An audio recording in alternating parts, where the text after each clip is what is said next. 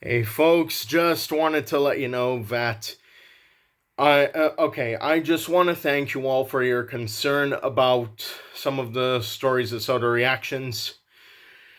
As some particular people have asked me to react to the next episode, but please, I've already said that I will commit to it. Do not worry about if I'm going to do the entire season or not, because I am. Alright?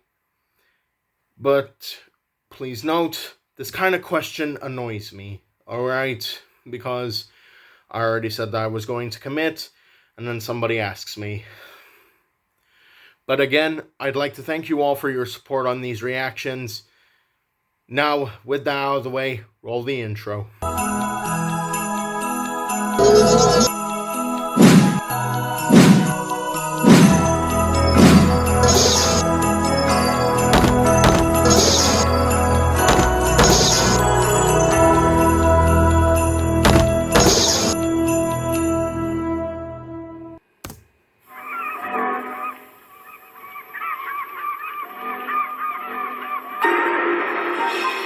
The train, for its type, is the most powerful vehicle on land.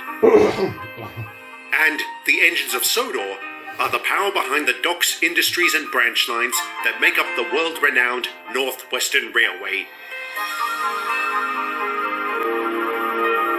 These are the stories of Sodor.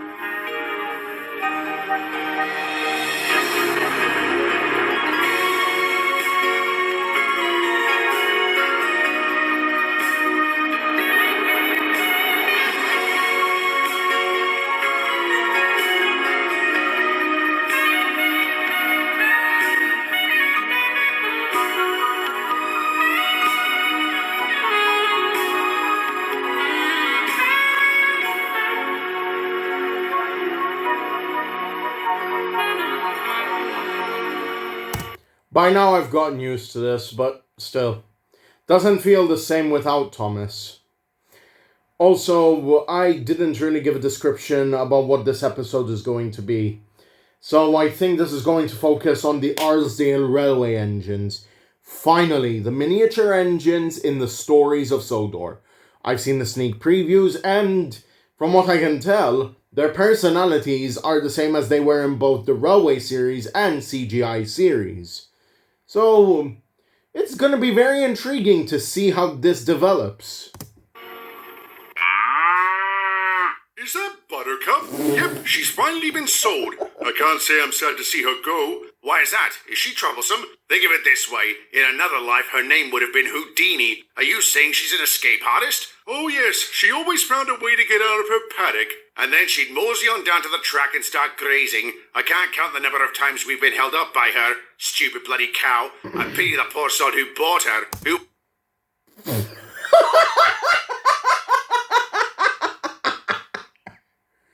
We're already starting like this? What? Victor, okay, I'll tell you this, man. You're good on comedy, but come on. Really? We're starting like this? I am glad that we're provided some backstory as to why they're glad to see her go. Because the amount of trouble that caused, that this cow would have caused, I can see what's going on here. Who was it? The Higgins farm. Higgins? Near Marbrook? You know them? The Higgins MSR farm? used to run by that place. It's been in the same family for generations. On market day, we take their cattle down to Arlesdale. Funny you should mention Arlesdale. I was there yesterday and saw some men working on the old transfer yard. What were they doing? Allow me to answer that. But before I do, I apologize for not talking about this sooner. We wanted to make sure everything was finalized before making any announcements. Who's we, sir? Myself, Sir Handel, and the former operators of Boxford. When they discovered the mine was running dry, they started poking around the island hoping to find another source of stone, which they did, at Arlesdale. Wasn't that on the MSR too? It was. Our main sheds and workshop were located there next to the station. Well, the mine they plan to build will be on the other side of the town, and they want us to service it. How are we... Wait a minute. Arlesborough is less than 6 miles from Arlesdale. Sir? Are you about to say we're reopening the Mid-Sodor Railway? Just between those two places, we'll also need to build an extension to the mine itself, and it won't be trading as the MSR. This subsidiary of ours will be called the Arlesdale Railway. Here we go! The miniature railway! We're here, everybody! We're finally here! Arlesdale Railway? I like that. Who's going to work on it, sir? None of you, I'm afraid, and not just because I need all of you here. As you might expect, nearly 20 years of neglect have left the line in a sorry state. All of the track will need to be replaced, and it would have been too expensive to use the same gauge. So we've had to go with something smaller. Smaller, sir? There we go! I don't believe it. Minimum gauge engines. I never thought I'd ever see one, much less 3. All right, quit your gawk and pipsqueak. We're not animals at the zoo. I don't know. You could pass for a monkey's uncle, and you could pass for a monkey's ass. You two should have your own comedy program on the television. Oh, Good idea. yes. Rex and Mike's Happy Hour. I'd see that every night, baby. Has a nice ring to it. Only if you called it Mike and Rex's Happy Hour. How about the Two Stooges? How about you sod off, old-timer? Again, I can't... Okay. In all honesty, let me say this. I'll say it now. Mike should be in the Sodor Stooges. I mean, he'd fit right in. He's a miserable sod. And... what goes on in the Stooges of Sodor? Or Sodor Stooges? A whole ton of misery, along with all of the engines, even the Fat Controller himself, being silly sods. Language. I think it's English. Gentlemen, I must apologize for my colleague's uncouth behavior.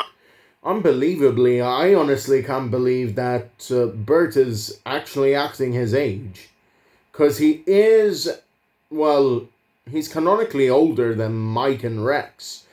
So if anything, this personality, it is good, but I do prefer the more, the more comedic Bert. But this serious one, I don't mind it at all. It's perfectly good since Bert is an older engine. Don't worry, I know what it's like trying to keep impertinent scallywags in line. Yeah, to call back to when he worked on the Mid-Sodor Railway and, well, he's currently working on the Skarloey Railway. Whoops. Goodness, your Rex's period. None after I got through with them. Oh! Goodness, you're actually speechless. That's a first. Well done.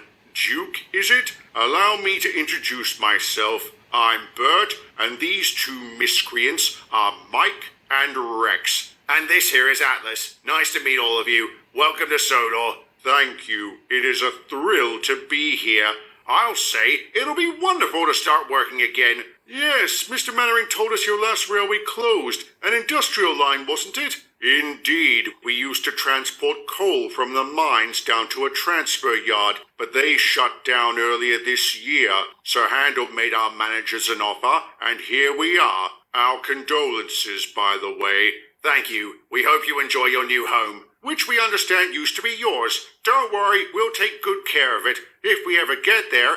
Hey, Derek, what's the holdup? I have to wait for the express to pass. Couldn't you just nip on out before it gets here? As a rescue engine, you'd be no stranger to going fast. Pay no attention to him, Chief. Rex has always had a reckless streak. I'm not reckless, I'm enthusiastic. And whenever you get overly enthusiastic, I always have to come to your rescue. We both have. I'm hoping you left your heedless tendencies behind. This is a fresh start for all of us. We would be wise to not waste it. Oh, don't you worry, Bert. I won't.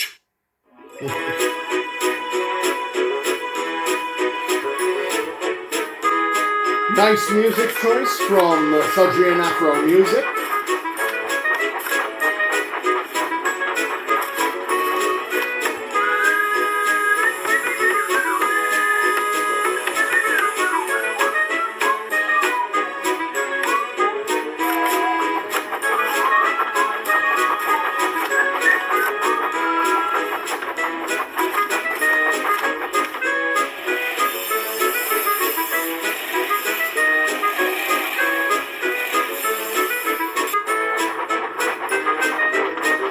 always nice to jam out to a good tune.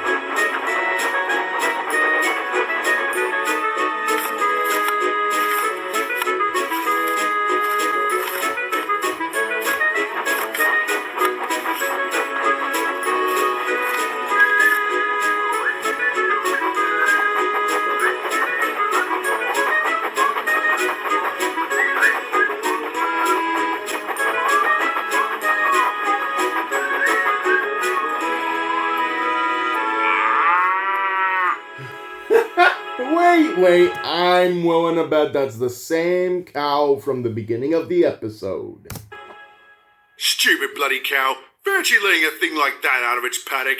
Apparently she has a knack for escaping. I'm just glad it was you who encountered her, and not a certain other fellow. What are you having a go at me for? I haven't had one accident since we got here, and I've never hit an animal my entire life. I would chalk that up to luck, which you shouldn't keep testing. The way you're constantly flying down the line, it's like you're trying to break the sound. Oh shit, I forgot to wear my glasses again.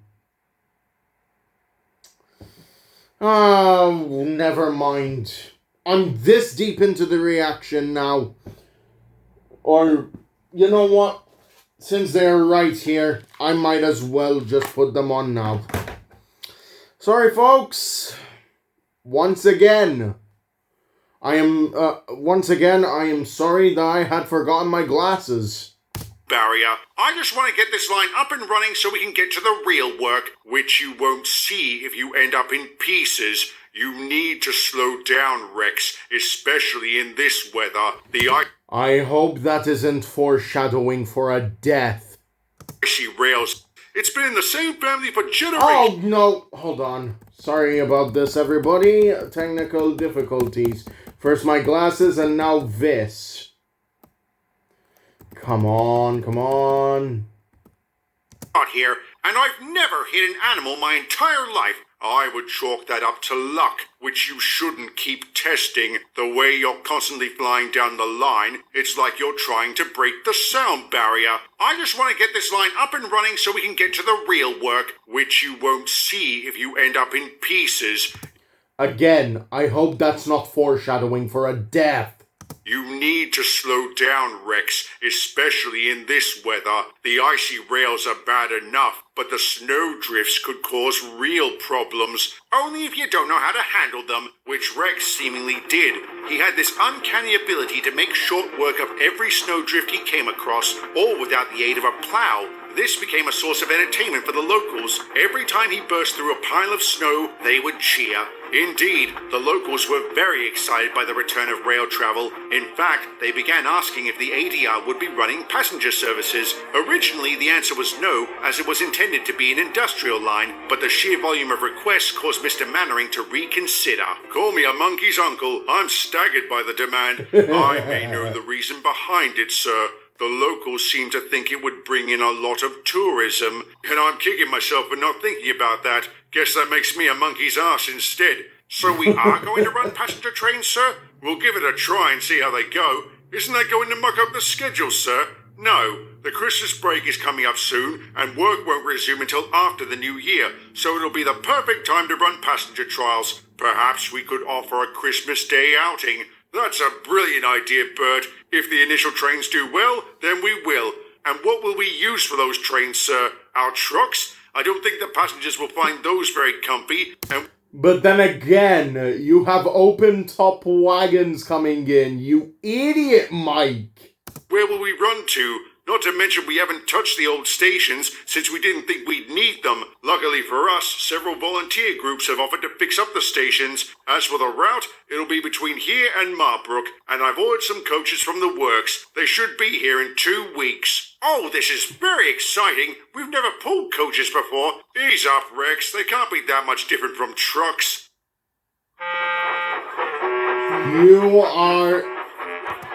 Mike, you are a fucking idiot. Ouch! I say, please be careful. What are you on about? I barely touched you. You called that barely? My word, I would hate to experience a forceful touch from you. Bust my buffers. Are all of you this delicate? Listen here. We are coaches. You can't just knock us about like we're filthy coal wagons. Forgive me, Your Majesty. I didn't realize you were as soft as a Christmas pudding. This one's a kind sort, isn't he, girls? Aye, truly lovely. Lord, give me strength. Calm down, Mike. Ladies, I apologize. Neither he nor I have any experience with coaches. At least you're polite. Is there any chance you could take us out instead? Sorry, but you pansies are stuck with me. Now come on. All right. Don't fuss. And don't bump us. Oh, shut up. Oh, God.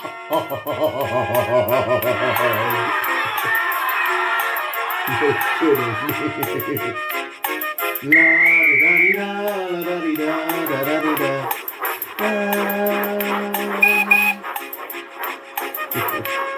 At least they kept the CGI whistles. Remind me, Mike, who are you always rescuing? Be quiet, will you? I'm sorry, Mr. Mannering. No, I shouldn't have thrown you into an unfamiliar job. I should have found a way to provide the necessary training. If it helps, sir, I did ask Gordon for advice when I saw him earlier. Well, it must have stuck. The passengers and the coaches sang your praises. Do I want to know what they said about me, sir? In short, nothing good. But don't lose heart. Follow Rex's example and ask the big engines for tips on taking coaches. I'm sure you'll get the hang of it in no time. No time sounds all right to me, sir. I don't think I could stomach pulling those snobs again, but I still expect you to. A successful railway is comprised of engines that are willing to do a variety of jobs, whether they like them or not. Understood, sir. I'll do better next time. Thank you. You're not scheduled to take coaches for another few days. I suggest you use that time to prepare. Rex, I believe you're up next. Yes, sir. I'm looking forward to it, and I look forward to hearing how it goes. Good luck and good night. Don't feel bad, Mike. Some of us have it, some of us don't. You shouldn't boast, Rex. Your performance today might have been beginner's luck. Why are you so quick to say it's luck, Bert? Has it crossed your mind that maybe I'm just a good worker? I know you are, but if today's events have proven anything, it's that we need to be careful when handling passengers. Which I was. You heard the gov. Everyone sang my praises. Just don't let it go to your smoke box. Exactly. Whenever you are given praise, please do not let that go to your head. Otherwise, you will become conceited and many people will hate you. Your recklessness tends to rear its head when that happens. Especially when fame is involved, alright? I mean, hey, I may be growing in subscribers little by little, but I'm not letting that go to my head. I know that I have friends and family who they have their own way and rights of things, okay? I don't want to keep boasting that I have over 600 subscribers. I honestly don't. Because if I do, then you know what happens next. You'll probably lose things. You'll probably lose everything.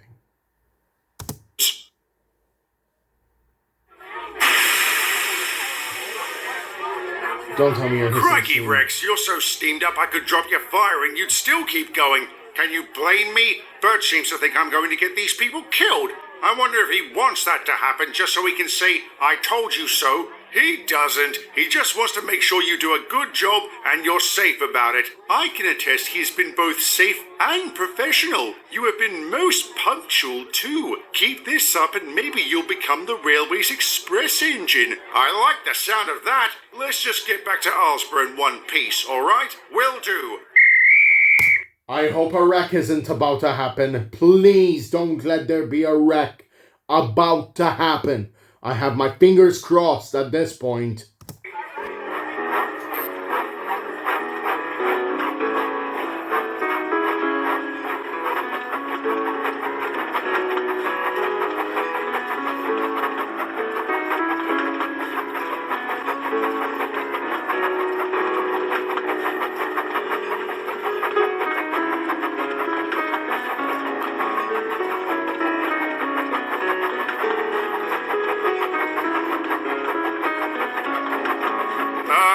I don't think you'll get through that. Oh, yes, I will. No, you Rex. won't! Brakes! Brakes! Brakes! Aha! See? Nothing to it. Rex, look out! Not again! Stop! Stop! Stop in time, please!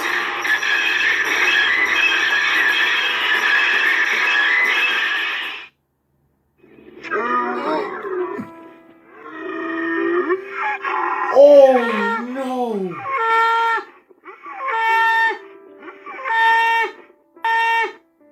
Why didn't he just put the poor thing out of her misery? Because she's pregnant. He wants to try and save her and the calf. I can't believe it. First time I...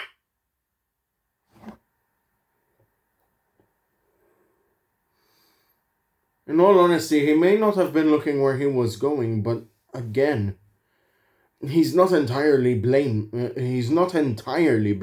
for this. No, he's not entirely to blame at all. Why on earth does that cow keep getting out onto the line? And now she's pregnant with calves? Oh my God. You're kidding me. You're kidding me. Why? The animal made a stupid decision, and Rex wasn't looking where he was going. In all honesty, the two sides are intertwined in fault. I ever hit an animal and it's carrying a baby, and I wouldn't have hit the stupid bloody cow if I hadn't been so stupid bloody reckless. Don't blame yourself, Rex. Even if you were going too fast, that cow shouldn't have been there. I'm sure that'll be a huge comfort to Mr. Higgins if she snuffs it. I'll tell you what, these passenger trains seem like bad luck. Maybe we should ask the Gov to get rid of them. Let's give it one more try. It'll be my turn tomorrow. If it ends in failure, I'll be right there with you. I'm pleased to say Bert didn't experience the same misfortune as his colleagues. Mike and Rex each decided to try again. However, the former still balked at taking coaches, while the latter was rather nervous. Rex was a lot more cautious with his trains afterwards, and he was rather morose for a time as he wondered how Buttercup was doing. Thankfully, she made a full recovery and stayed inside her paddock from then on. In fact, every time a train passed by, she turned away, and she made sure her calf followed her example. That Christmas, the Arlesdale Railway held a special event which would become a tradition for the line that remains in place to this day. A few weeks later, they resumed construction. It wasn't long before they reached Arlesdale itself and began laying down the extension to the mine. This took them through the heart of the town and past a rather eerie house. But that is a story for another day.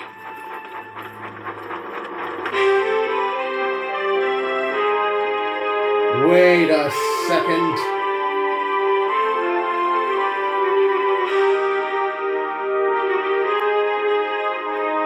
Could it be the old Creedy house? Or could it be something different entirely? Then again, Rob owns the old Creedy house now, so I don't know what the hell I'm talking about. But could this lead to a future plot point where someone who used to work on the railway either snuffed it or possibly even tried to take revenge on the railway in the past? We don't know, and we probably will never know. Let's see what the next episode brings. So, with that, everyone, that is going to do it for this reaction. This is Nostalgic, signing off and reminding you all that nostalgia never dies. Goodbye, and see you all soon.